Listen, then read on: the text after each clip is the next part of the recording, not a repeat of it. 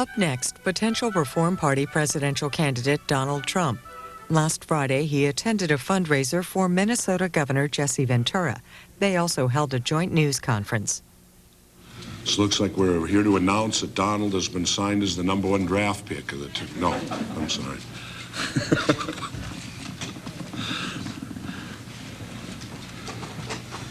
You want me first? Hi, everyone. If you're not from Minnesota, welcome to Minnesota. If you're from Minnesota, hello. Good to see you. It's an enjoyment for me today to be here to welcome Donald Trump to the state of Minnesota. Donald is not exactly, I know from having dinner with him and being friends with him for a number of years, he doesn't care for the cold weather. So to get him here in Minnesota cold weather is a triumph indeed for us. But no, it's a joy to have him here today, and the speaking engagement that he had with the Chambers of Commerce this afternoon and the engagement that he'll share with me tonight. Tom. I'd like to hear from both you and Mr. Trump your reaction to the possibility of the Reform Party candidate may not be allowed in the presidential debates.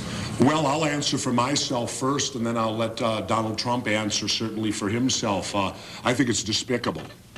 I think it's a clear case of them fearing there could be another Jesse Ventura, and that they're going to stop in any way they possibly can, because for those of you that are national and weren't here in Minnesota when I ran, at the point of the primary, I was only polling 10%.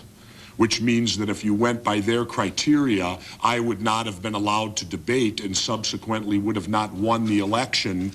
And it also shows great fear on their part in the fact that a candidate like me can be at 10% and can turn around in a mere 6 weeks and win. And it's obviously clear to me that they don't want that to happen again. And I think it's cheating the American public. I think, as I said, it's despicable on their part. And I would hope people would be as outraged about it as I am. All other criteria and major party status is listed at 5%. 5% to be major party, 5% for federal funding and all that. Yet on debating, it's 15% now. And rest assured, if we came in with a 15%, they'd raise it to 20%. It would be based upon whatever it takes to keep us out. Take a look at '92 when Ross Perot ran and got 19% of the vote. That's 1 out of every 5 people that voted for Ross Perot, and yet the next election he was cut out of it. And I think that it's unfair to put pollsters in that position. It's shirking the duty of what this committee is supposed to do.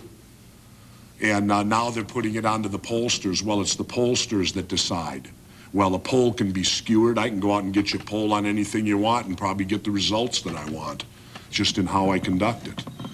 And I think it's bad. It's terrible that lobbyists, professional lobbyists today are now deciding who will be allowed to debate for President of the United States. And it's obvious they don't want us in the Reform Party because they don't make money off us. They don't have influence with us. So typical to lobbying, they're being lobbied and they're now doing their lobbying. Pretty sad. Well, I agree 100% with Jesse. It's disgraceful. It's amazing that they can get away with it. The Republicans and Democrats are the ones that, as you know, chose I guess you have 3 members of each, and they're the ones that chose.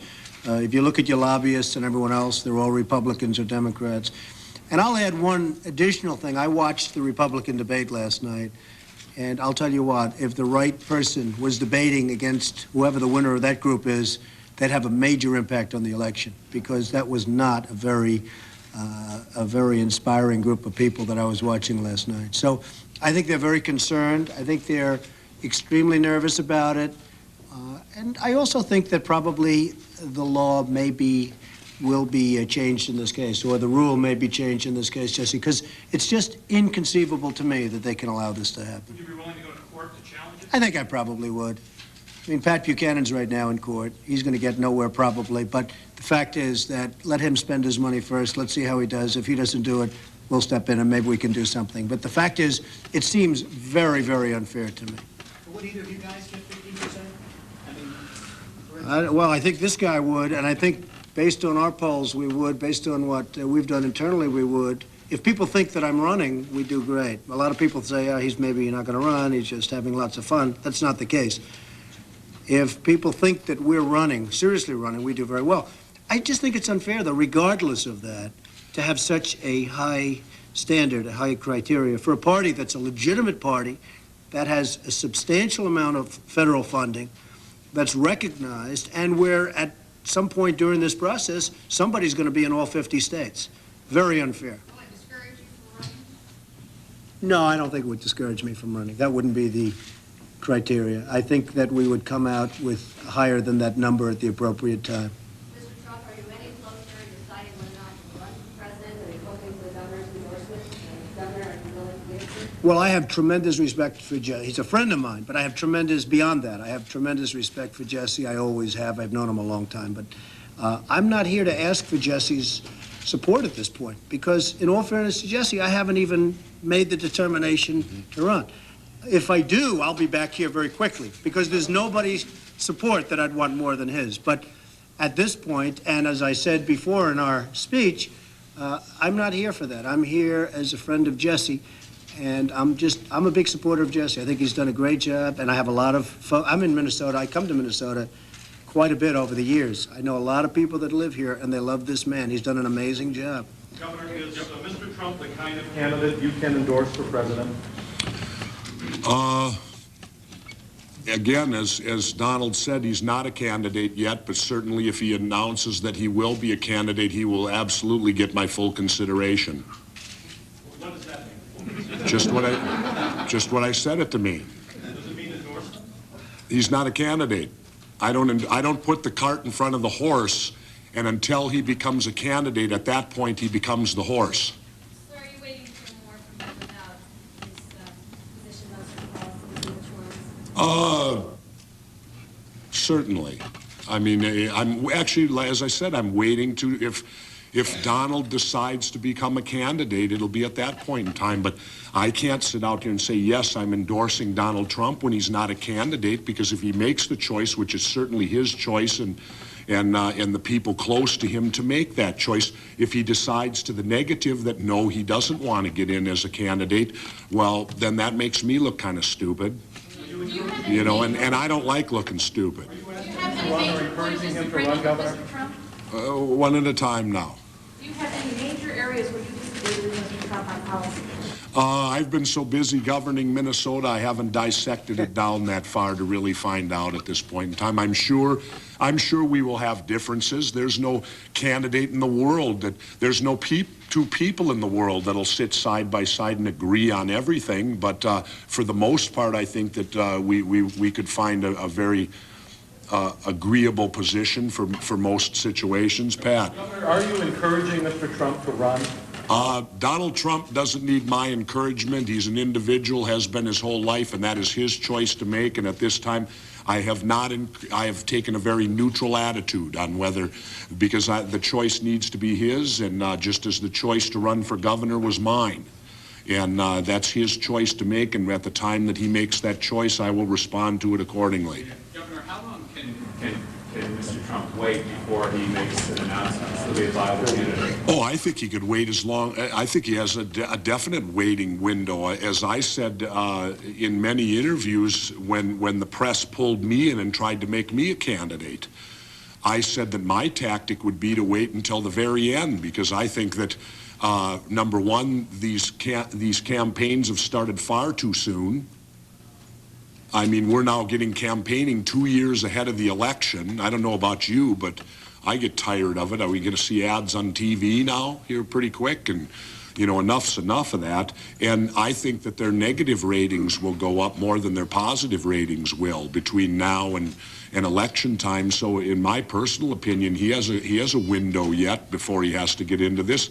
After all, our convention isn't until August, when the Reform Party will actually endorse a candidate to be their the candidate for president of the United States. And so it's 7 months away from August right now. Mr. Trump, if you do decide to run, would you consider Minnesota a hub, an important key state for you, since this is the home of the leading Reform Party elected official in the country? Well, Jesse's the one person that went out and not just with talk, he went out and got himself elected to be the governor of a major state. So, you know, he not only is Minnesota would it be important, but Jesse would be very important. And having, if I do decide to do this, which I very well might, Jesse's support would be very important to me in many ways.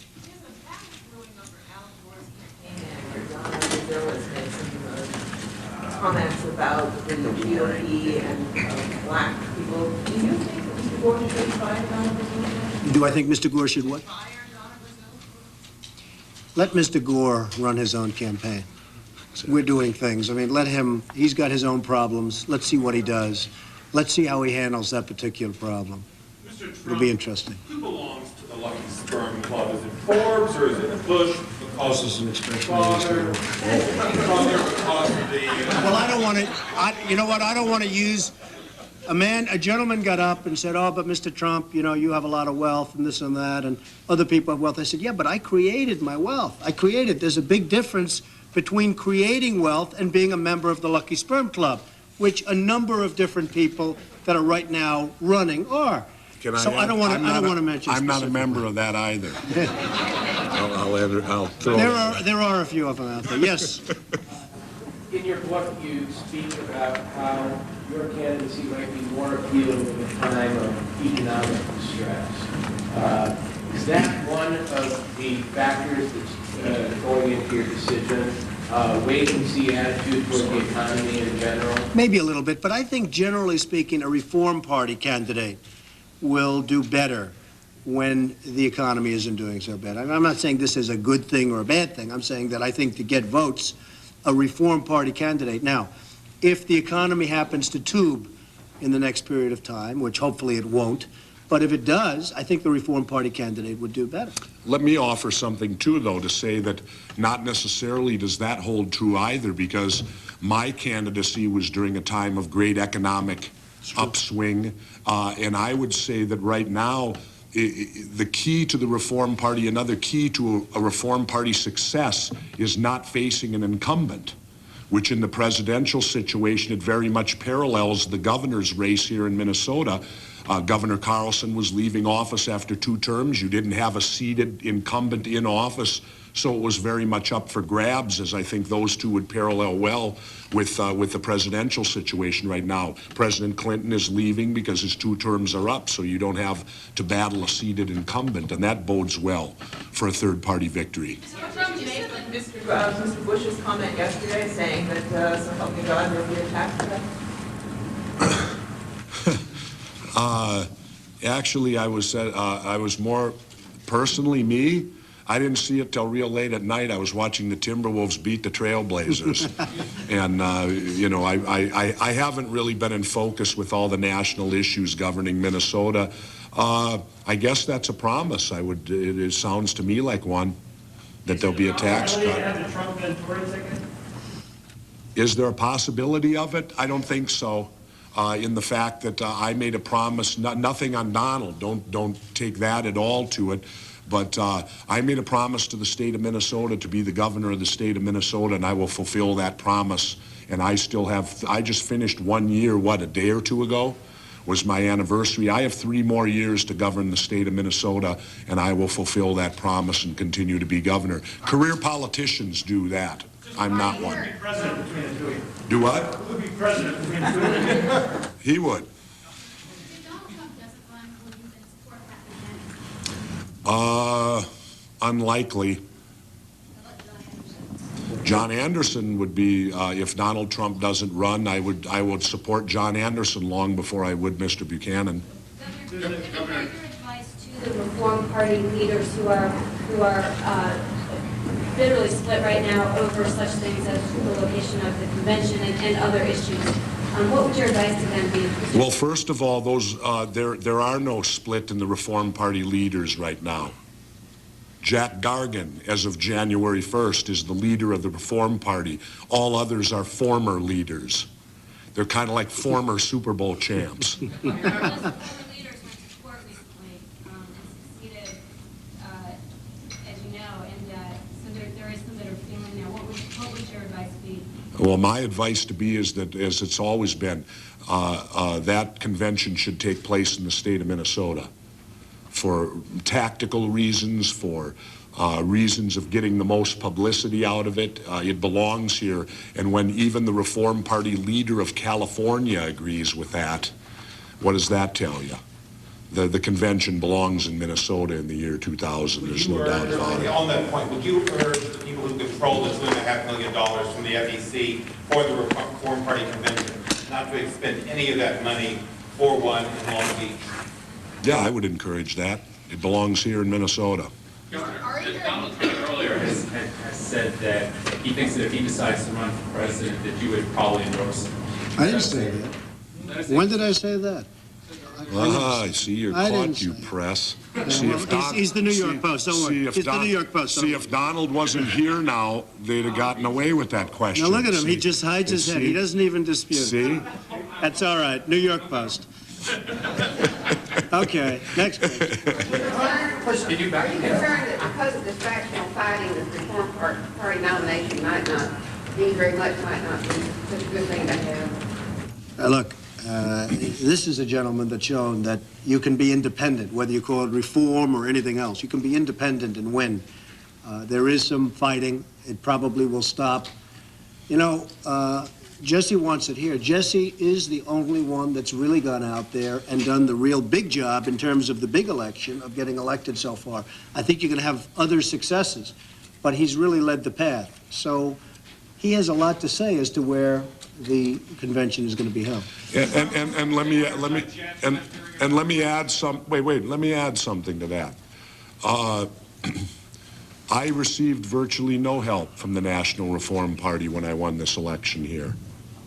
So as far as all that goes, take that into perspective. That it's the campaign committees that do the labor force work of getting people elected, not necessarily national parties. Some skeptics who think this is more of a book tour promotion than a presidential campaign. Could you address that, please? Well, I did in the other room, and the fact is I've done 3 books, and now this is the 4th. All 3 of my books have been #1 bestsellers. I don't need this for that. New York City is the hottest city in the world. I'm selling condominiums and buildings like crazy. I don't need it for that. I'm doing this very seriously. The book, whether it goes to #1 as the other 3 have, or whether it doesn't, is not a major factor economically. It's not a lot of money in a book, no matter how successful it is. You'll still have dinner tomorrow night? We'll still eat at Le Cirque or sometime. Okay. Maybe Jean Georges. What is it in your mind? I mean, you have this incredible... Well, Why do it? I am looking very, very seriously as to whether or not it can be won. Look, very much like Jesse, you go out and you run. If I get 20% of the vote, big deal. People say, great job for 24 hours, great job. And not that it's a bad place, but I'm back in my office at Trump Tower the following Wednesday. So I'm looking as to whether or not I can win. If I can win, I believe I can do a very good job. Otherwise, I wouldn't be running. It's as simple as that. You don't know yet if you can win? Is that the equation you're trying to balance? Who knows? Does Bush know that he can win? 2 months ago, Bush had it made. Now they're questioning lots of things having to do with Bush. So you don't know. I mean, you're not going to know until after the election as to whether or not. But instinctively, I want to know that I have a good chance of winning. And if I think I have a good chance of winning, I think if I did win, I'd do a very good job. And under those circumstances, I'd run. Mr. Trump, on that point, you had a packed house here today, but how have you done elsewhere in the country? What kind of feelings are you getting or vibes? Well, it's been amazing. I mean, as I think you know, it's been amazing. We had 17,000 people show up in California. We had 14,000 people in Hartford, Connecticut. You know, it's a little disconcerting when you leave and you say, how many people am I speaking in front of? And your secretary says 17,500 people, and you never sort of heard of that. We have had a tremendous response.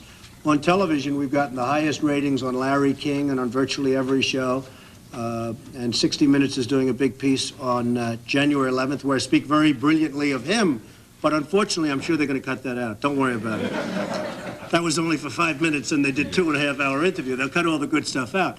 But they're doing that on January. So it's been very strong. A follow-up to a question that was asked before, in light of the recent events in the Reform Party, the turnover of the National Party chairmanship, the incorporation of Reform Leadership Council and the controversy of where to hold the convention. How or what will you do to bring this party together? What will I do? I'm not the leader of the party nationally. My main job, as I've stated many times, is to govern the state of Minnesota. I am the governor of the state of Minnesota. Jack Gargan is the national head of the Reform Party. That's Jack's job. Rick McLuhan, where's Rick? Saw him a moment ago. Rick McLuhan is the head of the Reform Party of Minnesota. That is Rick's job to do. That is not Jesse Ventura's job. Certainly I will be supportive of Mr. Gargan. I will be supportive of Mr. McLuhan, but that is their job to do that. You have no idea what it's like to run the state of Minnesota. My schedule is extremely full, and I take that schedule very seriously, and I perform as the governor of Minnesota, which is my job and what I'm paid to do. I am not paid to be the Reform Party's head person. That is not my position. Are you qualified? Would you do anything to help bring the party together with different groups? You're talking to me? I think I would, but there's some pretty deep-seated problems in the party in terms of that. But I have a feeling that Jesse's going to be a very, very dominant force in the party, no matter what happens. The man's a winner. You know, it's nice. The man's a winner. He's going to be a very dominant force. There's no question about it. Yes? Both billionaires, there are many of them who probably know each other. You mentioned them in your book. What's going on with him? He seems to be the power behind his back towards him. Have you had any conversations? Well, I don't know that he is. No, and I specifically haven't had conversations with him because it's not appropriate yet. But I don't know that that's necessarily the fact. There is some factionalism, but I'm not sure that Russ Perot is necessarily behind it. What are your qualifications to deal with some of these foreign? What are your qualifications to deal with some of the foreign problems that you described, such as the issues with North Korea or Cuba? You've obviously got a lot of experience dealing with running a business and the national economy, foreign issues being, as you said, the most important subject. What are your qualifications? Well, I think you all know what my qualifications are. I mean, we have done the best job in the biggest, toughest city in the world, and I've become the biggest developer in the toughest city where development is the ballgame, and that's the whole. In New York, it's real estate. In Texas, it's oil. I deal with foreigners all the time. I deal with foreign leaders all the time. I know many of the foreign leaders probably better than a lot of the so-called candidates that are running on the Republican and Democratic tickets. I think I'd get along very well with them. And I think you'd have a lot less gridlock in Washington if I decide to do this and if I won. Are tact and diplomacy critical needs in business? No, I don't think they're totally critical, and maybe we have too much tact and diplomacy in our dealings with some of the foreign countries that we deal with. And like Jesse, I believe strongly in free trade. But at the same time, I feel strongly that some of our trading partners are ripping us off big league. When spoken to properly, with tact and with diplomacy, or when spoken to properly, I don't think they'd be doing that anymore. Mr. Trump, campaign strategy question. Jesse won by getting the youth out. Minnesota once again led the way, voting registration, easy done in Minnesota. You have a strategy to get the youth behind you for your candidacy? Well, I think you'd get everybody behind, whether it's youth or not. Look, the Reform Party, like it or not, we happen to like it, but it is at a disadvantage when you compare it to two parties that have been there forever, the Republicans and the Democrats. I mean, these parties have 25% of the people will vote Republican or Democrat, no matter who's running. So you're off to a very, very, I mean, you really do have a big step to go before you even, so you have to get everybody. You have to get youth, you have to get elderly, you have to get middle, you have to get everybody. And if you don't get everybody, you're not going to win. You are at a disadvantage, there's no question about it. But I believe in looking at the other candidates from both parties, I'm just not very impressed. I'll be honest, I'm very unimpressed, as a matter of fact. Let me add something, too. Yes, I did have a strong youth movement in my candidacy, but if you also looked at the statistics, I won every age group up to age 65. You had the record turnout. Is that because you ran a dynamic campaign, something new? Well, I'm always dynamic, but whether it's something, that's not new. But no, I think that it's, as Donald said, it's a case of you're not going to win with one age group. You have to have them all. You have to score well in them all. Maybe the youth put me over the top. They may have been that 3% difference between first and second place, no doubt about it. But had I not scored well with all the other age groups in there, that 3% wouldn't have been available to put me over the top. So, you know, you can't focus on one particular market, but certainly if you can have a dynamic campaign that inspires young people, those are voters that are not polled, which is another great disservice to this 15% we're talking about that we're supposed to get, because I never once, to show you how fraudulent polling can be, never once, not at one point during my election, was I polled to be the winner. There was not one poll that indicated Jesse Ventura would be the next governor of the state of Minnesota. Yet, when that November 3rd came, who won? And the polls didn't dictate who won, the voters dictated it, and I ended up winning that election when no poll indicated that in the first place. That's why it's fraudulent that they would set this type of thing up based upon polling results. Governor, given that you said that you're probably not going to vote for, or you probably are not going to endorse Pat Buchanan, and John Anderson is pretty unlikely to run, he's said as much. Is there anyone else on the horizon that you could imagine endorsing other than Donald Trump? I don't know. It's a long way away yet. Our convention's in August. But I mean, do you see anyone else? Do you know of any other? I haven't been searching for anyone. I mean, like I said, I'm no. So you're probably going to endorse Donald Trump if he runs. Again, Well, New York Post, Governor. I know. Don't worry about That, no, I like the New York Post. They write all sorts of fabrications. Did I play back Trump's comments earlier where he said that you would probably get your endorsement? The point of the matter is, when Donald becomes a candidate, ask me then. Until he makes that decision, it's all speculation. And believe me, if I believed in speculation, I wouldn't be the governor today. What do you have to talk about today? Pardon me? What do you have to talk about today?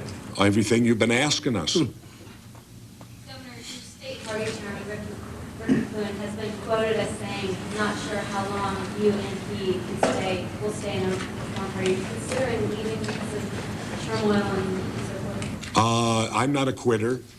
Never have been. And again, I don't cross bridges till I get to them. And at this point in time, I am still an active member of the Reform Party. I'm still the only elected Reform Party official at a high level anywhere in the United States of America.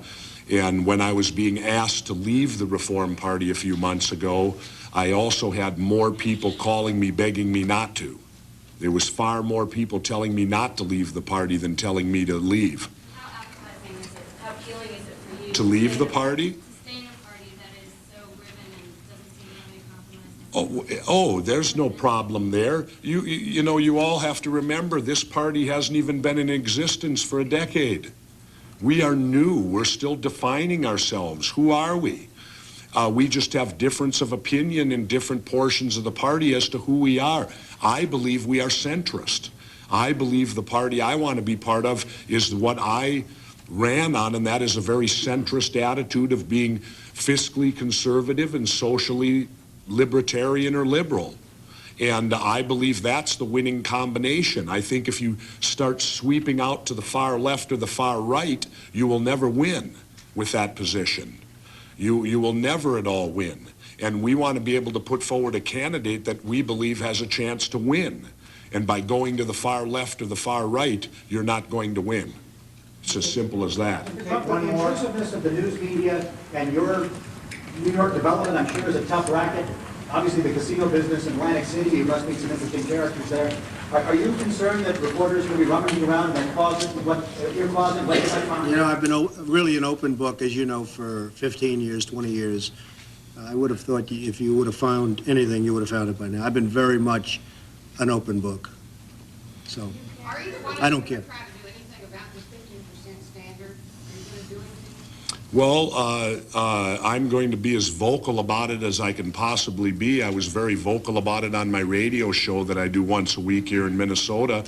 in allowing and educating the people on just what this is about, that this is not a nonpartisan group by any stretch of the imagination, that it's very clear, and history shows that when the third party begins to rise up, the other two parties will combine their efforts to destroy the third party movement. That's a fact. It's happened all through history and will continue to go on today. I just want to make sure the American public is aware and educated on that fact, that that's what happens. These two parties, as much as they claim to dislike each other or be at both ends of the spectrum, when a third party rises up, they will combine to try to defeat that third party and get rid of it. And I'll give you a quick example, if I may. When I ran for mayor of Brooklyn Park, Minnesota in 1990, it was a nonpartisan election, no parties. Yet the Democrats and Republicans co-signed a letter and mailed it to all the citizens of Brooklyn Park supporting the 20-year incumbent mayor and calling me the most dangerous man in the city. And all I did was pay my taxes and send my kids to public school. Yet I was the most dangerous man in the city. Now, after I won that election, 65% to 35%, and I won all 21 precincts, when it was all over, then both the Democrats and Republicans came courting me independently, wanting me to join their party.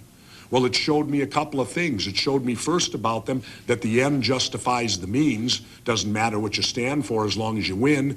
And it showed me second that they have no credibility. How could they want the most dangerous man in the city now to join them? And it was at that point that I saw Dean Barkley signs and started seeing what was then the Minnesota Independence Party, and I started to align with them. When I looked at what they stood for, they seemed to be what I was.